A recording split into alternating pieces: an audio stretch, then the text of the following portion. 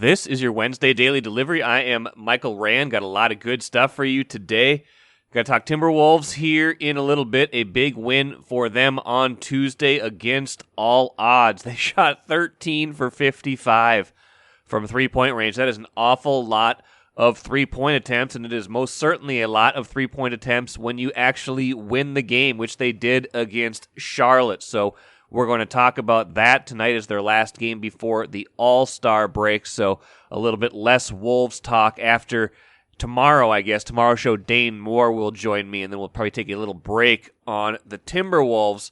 We have Kent Hrbek on the show in a little bit to talk about the 1987 Twins and to talk about the labor situation in baseball as he sees it. Kent Hrbek came up in 1981 with the Twins. That, of course, was a strike season, and his last year in the league was 1994, also a labor-shortened year in which the World Series was canceled. So very good perspectives from Kent Hrbek on the labor situation.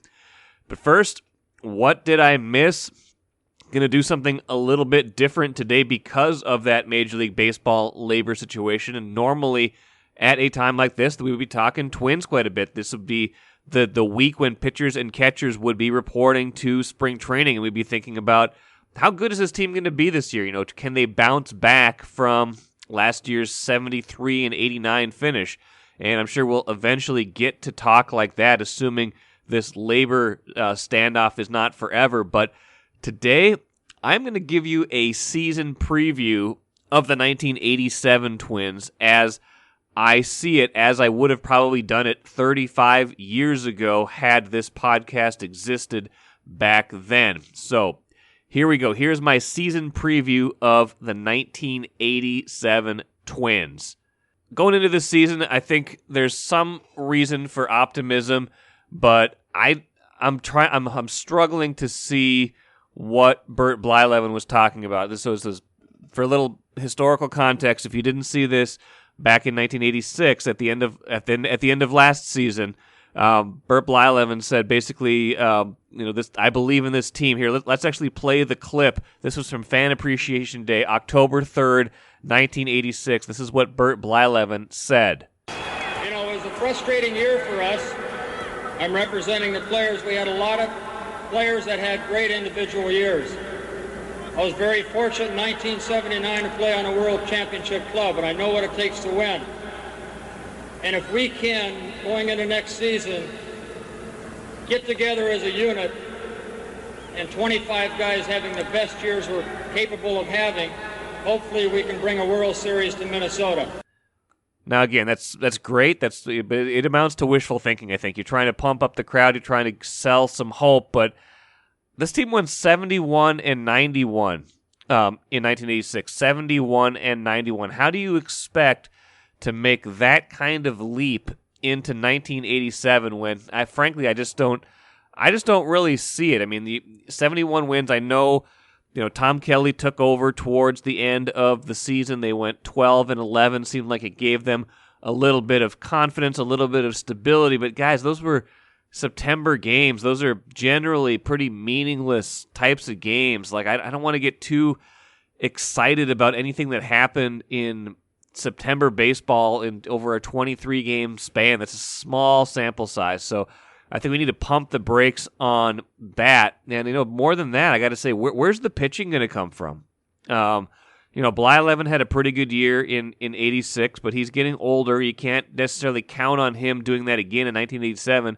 Frank Viola is regressing right now. He took a big step back in 1986. His ERA was 4.51. I know he won 16 games, but he gave up 37 home runs. Blyleven gave up 50 home runs. I mean, where's the pitching going to come from? Beyond those guys, I don't trust really anybody in the rotation. So, bullpen-wise, I don't really have a lot of trust either. So I don't really understand how they're going to come through this pitching-wise. I think they've got the hitting. I think there's enough offense there between Hrbek, Puckett obviously having a huge year in 86, Tom Brunansky, Gary Gaetti, even Roy Smalley. You're talking about a pretty good offensive foundation, but pitching wise, I don't know how they get there, and they're going to have to overcome an Angels team that won 92 games and should have gone to the World Series in 1986. The Angels have the pitching. They've got the veterans up and down the lineup that should be able to get it done. Like, can you really close a gap of 21 wins on the Angels in just one season? I mean, you tried to talk about going from 6th place in the division to 1st place in the division, if that's what we're talking about with what Blyleven said. I don't see it. I think, I could see some incremental progress this year, maybe try to get to 500, get above 500. This franchise hasn't even been above 500 since 1979. They had the finish of 81 and 81 in 1984, but have not been above 500 since 1979, have not been to the playoffs since 1970. So I think incremental progress is a good kind of marker for this year's team. Maybe see if they can get something going with Tom Kelly. But as far as the postseason goes, as far as making the playoffs, like Blyleven said, that's wishful thinking, you guys. I just cannot imagine how that would happen this year. Take a playcation to Mystic Lake for 24/7 gaming, fun restaurants and bars, and luxurious hotel rooms. And join Club M to bask in the rewards. Follow the lights to Mystic Lake, where every day is play day.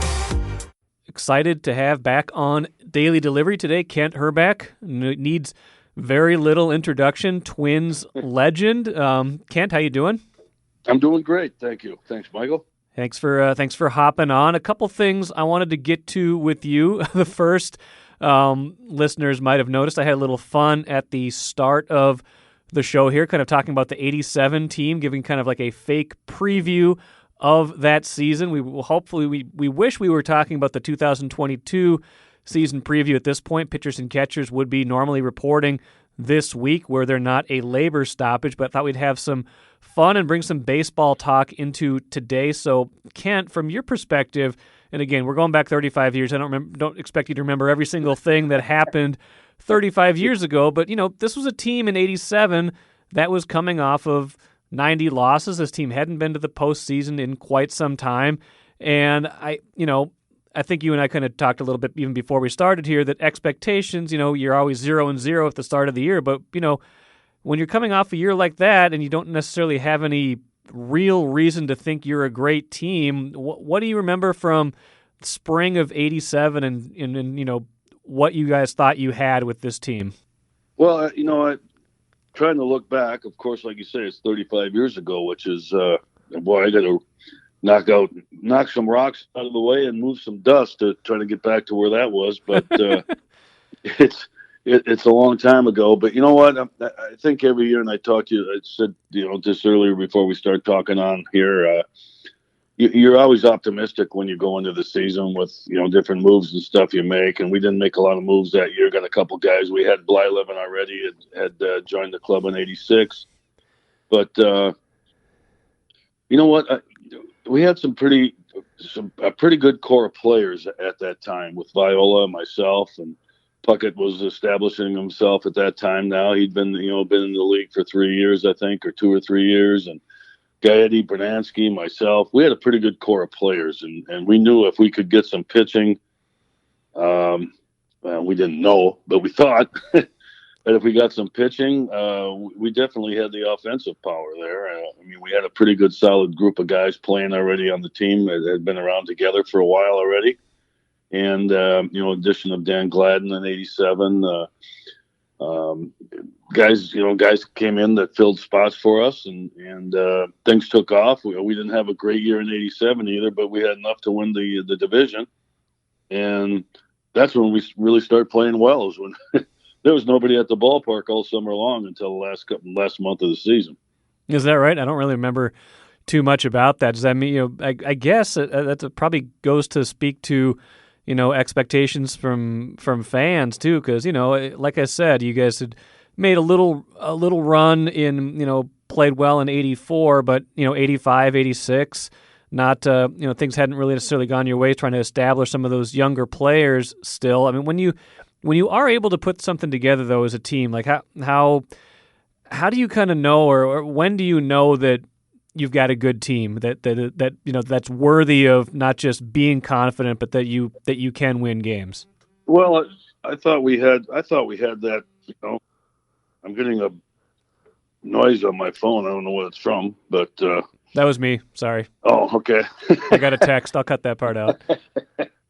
You know what? We thought we had a good club when we back in '84 and '85. But like I said, we talked about it, and the core of players. We had, like I said, we had Gaettis, the Puckett's, the Bernanskis, myself. We all had halfway decent years, and it always takes everybody to win ball games. Not only the starting nine, but you got to have a good bullpen. You got to have good players off the bench. And we had a pretty good solid core of guys off the bench with Newman and Bush and Larkin and guys coming off the bench doing the job for you too. And we knew we could play with the other teams. We weren't scared of anybody. We didn't have, we didn't go on tiptoeing. We went to a ballpark. We were ready to play. And I think the addition of Tom Kelly coming in and knowing us guys, because he had a few of the guys in the minor leagues, I think that had a lot to do with it. He knew how to put people in certain situations to succeed and not put you in a bad, position. And I think he really helped out probably more than anybody as far as knowing who he had and where he could play guys and how long he could play guys before they needed a break here or there. But, everything fell into place for us. Like I said, we didn't have a great year in '87, but we had enough to win. And we got hot in the playoffs. You mentioned TK, and obviously he took over late in the '86 season. I believe you guys went like 12-11 in those last 23 games. And I think, it's September baseball can be a little bit misleading sometimes. There's a lot of call-ups. Different teams are playing for different things. But I know that I know that the narrative has been that end of the '86 season gave you guys a little bit of confidence. Is that how you remember it, or at least him coming in and resetting some things at that point? Well, yeah, I think we had got a little togetherness maybe, and I know Blyleven was there, and Bert had been around, and he gave that big speech at the end of the '86 season. I don't know if you remember that. I do, yeah. Or people remember that at the end of the season. He grabbed the microphone and said, "Hey, I think we can do this," and I think we've got a good enough ball club, and he had been around for a few years already by then, and I think Bert saw a lot.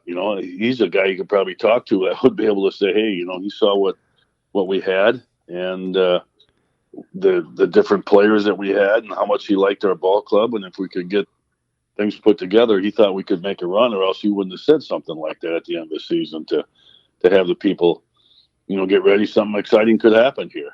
And you know what? We had a good group of guys that really like to play the game and like to beat the opponent and try to do things right. And I think TK put that all together for us. And TK was one that always said, "Hey, get ready for the first pitch of the game.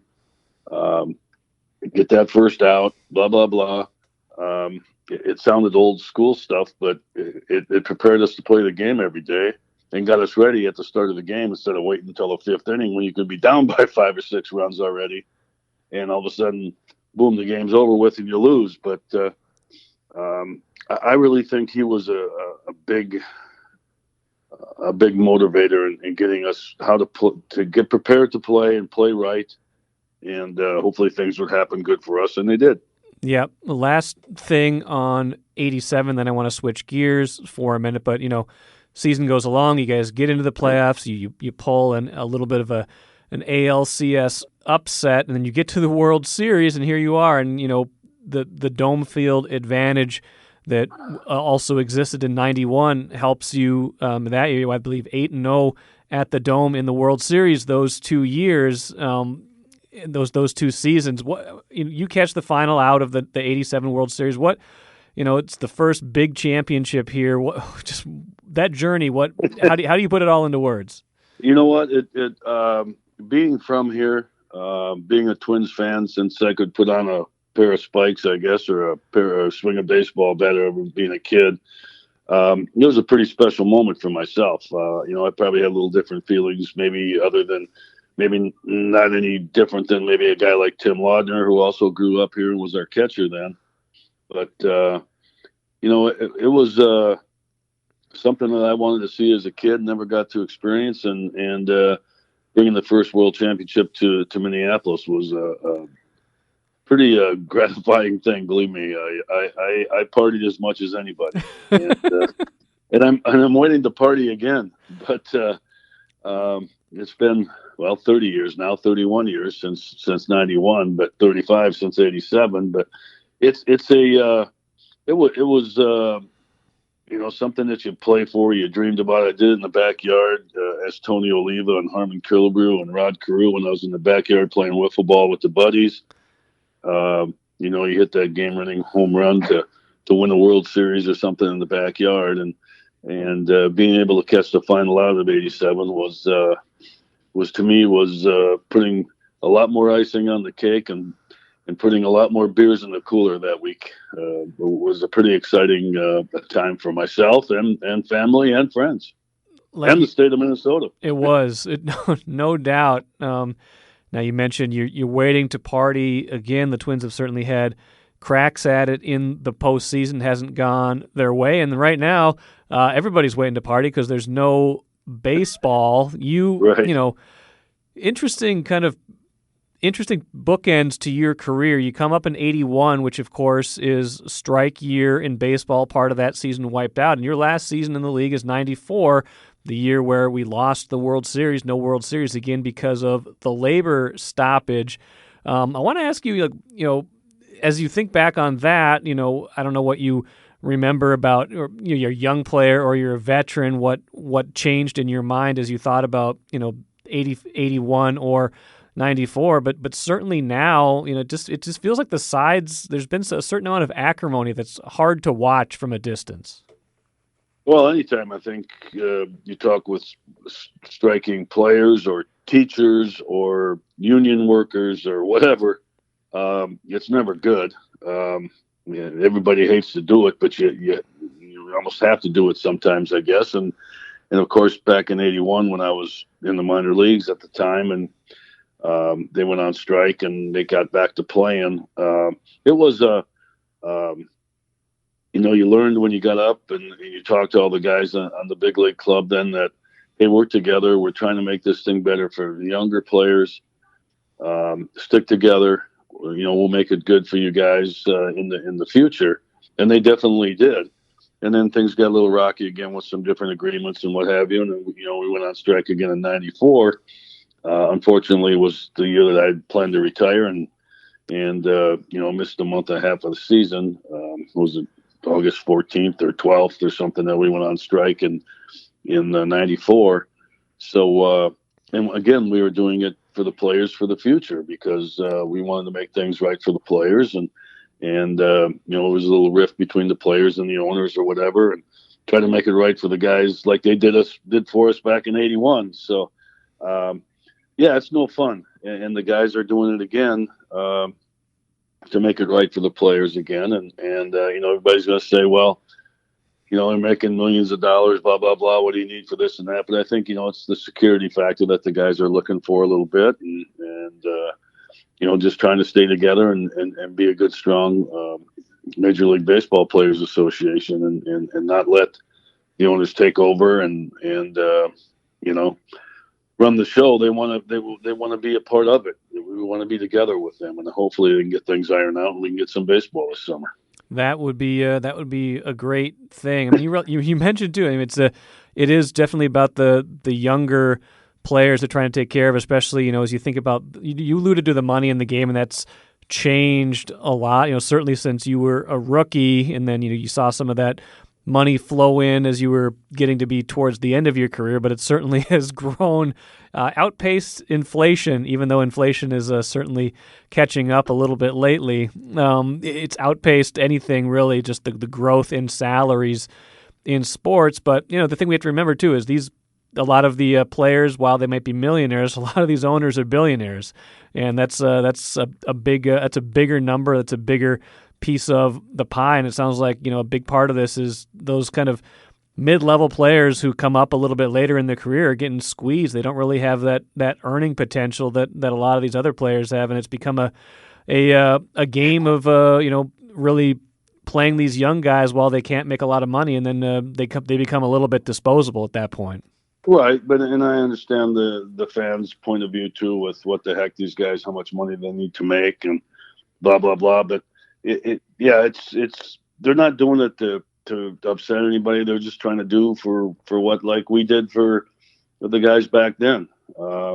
And I know Tony Oliva and Harmon Killebrew and guys back in that era wish they could have had a union as strong as we did, to take care of those guys too. I mean, those guys are the ones that were really hurting after all this, but or the ones that were really not getting what they were due back then when they played, I think. And I learned that. I didn't think nothing about it until I got involved with playing the game and got involved in the major leagues and saw what was going on. So hopefully, like I said, we're not doing this. They're not doing this right now to try to upset anybody, just trying to make things work. And, with the COVID thing going on and losing baseball games and not being able to be at the ballpark. And it's just horrible timing that this came up now. But I'm optimistic that they can get things ironed out, because they don't want to lose another baseball season. That's for sure. No. Last thing, do you worry about the overall direction or popularity of the sport? Is just kind of watch it from whether it's close up or a distance? Because it does feel like there have been some things, this labor stoppage aside, whether it's pace of game, length of play, just drops in attendance and or TV ratings that suggest that there's some cracks in the game that maybe weren't there a generation ago when you were thriving. Yeah, you know what? The game has definitely changed. We all know that. The time of the game has changed. And I think that's true in life in general. I think with everything has changed. Yes. You used to take your car in and get it fixed all the time, or change your spark plugs on your car. Now you don't even know where the spark plugs are. I hate to put it in that analogy, but I think it's pretty similar to what's going on in the world. Just different things happen, and the game has changed a bit. And some people, the purists, have a hard time watching the way it's played now. But I mean, that's just the way things have gone, and that's the way the game's going to be played, and that's the way you're going to have to enjoy it, because that's the way they're going to play. Right. So turn on the TV, watch the game, and hope your team wins. I think that's still the bottom line here. Is you got 9 innings, you got to get 6 outs in an inning, and you have to score more runs than the other team before the 9 innings are up. And it's still that same game, and I think if people try to keep that in aspect, keep that in their mind that's what's going on, instead of worrying about how long the game takes. Hey, if it's going to take that much, you know what? Don't watch. Right. Or buy another beer, another, nachos and cheese or something to get you through the game or whatever. But that's what's going to happen. That's what's happening, and I guess that's the way it's going to be. I think there's going to be way too many changes to make it try to make it quicker, because they've even talked about 7 innings and all that kind of stuff, and the strike zone and blah blah blah. But that's just the way the game's going, and let's just go with it and keep having fun. And it's a baseball game. It's over 100 years old. Let's keep playing it like that and have fun. I hope so. That sounds good, Kent. I hope they'll be playing again soon. Next time we talk, we'll be talking about games that happened last night and not games that happened 35 years ago, even if it is fun to look back on that. Kent, you be well, and we'll talk down the road, okay? Thanks, Michael. I appreciate it. Take care. You too, Kent. Bye-bye. Always good to catch up with Kent Hrbek. Like I said to him, I hope we can talk baseball in the present and not the past soon, but those nostalgia moments are always fun, and he is great to talk about those things, and really well versed in talking about the labor situation as well, which is not still not going great right now. I don't know what to tell you besides hoping that these two sides can get close together, that the owners have more of a realistic path to get this done, I would say, going forward. Let's transition now to the Timberwolves. A big win for them on Tuesday night. They didn't play all that well for most of the game. They were shooting poorly. Ended up shooting 13 of 55 from three-point range for the game, and they missed 16 free throws, 27 of 43. Karl-Anthony Towns had a monster game, probably the reason number 1A that they did manage to still win that game 126-120 in overtime over Charlotte.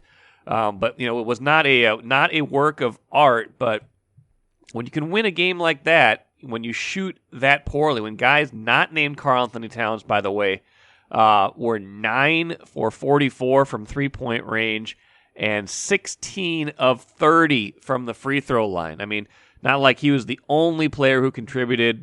D'Angelo Russell had 18 points, 11 assists, but he shot just 5 of 20.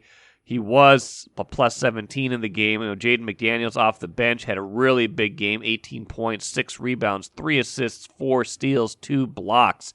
Kind of the quintessential Jaden McDaniels puts it all together game. But they were trailing by 13 in the fourth quarter, made a big rally.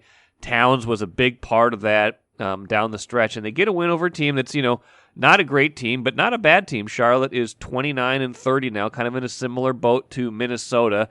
The Wolves are 31-27, but you lose Anthony Edwards earlier in the game to an ankle injury that looked like it was not super severe, but probably smart to keep him out of that one. Maybe it would be smart to keep him out of tonight's game as well, as they kind of go towards the All-Star break here, give him a chance to get healed up, get rested, things like that. It's been a long first half of the season, not even half. I mean, there's 58 games in already. This is a late time to have a break. They're more than 2/3 of the way into their schedule at this point, but a kind of win where I think someone who tweeted at me probably had it right. Says, does this mean, just from Jason, does this mean we're good because we win when we play badly? And probably tongue-in-cheek, but yeah, kind of. I think that's kind of a way to look at it, because a good team finds a way to win when they don't play particularly well. And I think that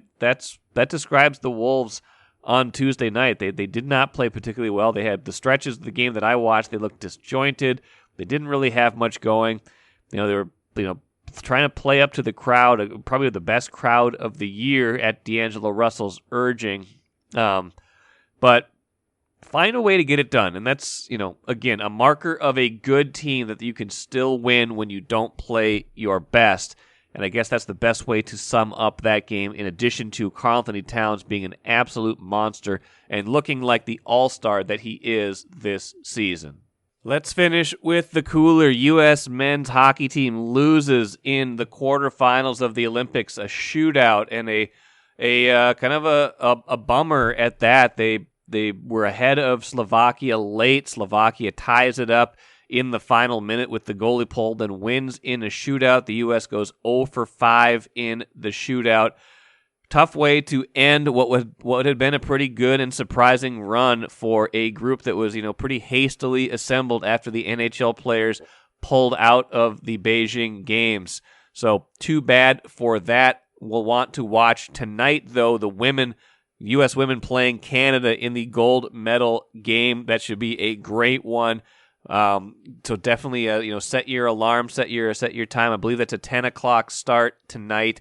Minnesota time, so you will want to watch that game, see if the U.S. women can get it done this year. That will do it for today. Like I mentioned at the start of the show, Dane Moore, who does a great job covering the Wolves, has a podcast. He does basically every Wolves game, which is just amazing to me.